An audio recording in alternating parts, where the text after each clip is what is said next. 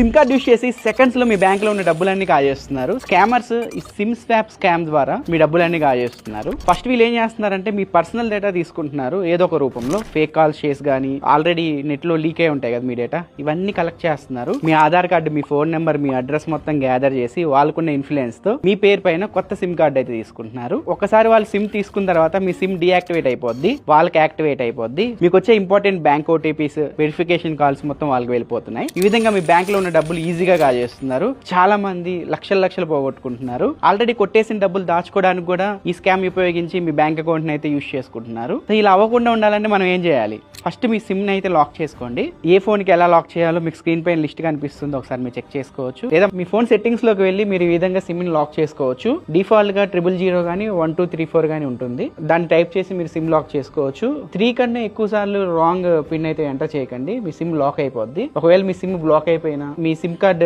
Pin మీకు తెలియకపోయినా customer care కి కాల్ చేసి PUK నెంబర్ అడగండి, వాళ్ళు మీకు చెప్తారు. దాని ద్వారా అయినా మీరు కొత్త పిన్ అయితే సెట్ చేసుకోవచ్చు. ఒకవేళ మీకు నెట్వర్క్ రాకపోతే మీ బ్యాంక్ పాస్వర్డ్స్ ఇవన్నీ ఒకసారి చెక్ చేసుకోండి. ఒకవేళ మీ బ్యాంక్ పాస్వర్డ్స్ ఏమైనా మారాయి అనిపిస్తే బ్యాంక్ వాళ్ళకైతే రిపోర్ట్ చేయండి. ఖచ్చితంగా ఈ ఇన్ఫర్మేషన్ మీ ఫ్రెండ్స్, ఫ్యామిలీ మెంబర్ కూడా షేర్ చేయండి.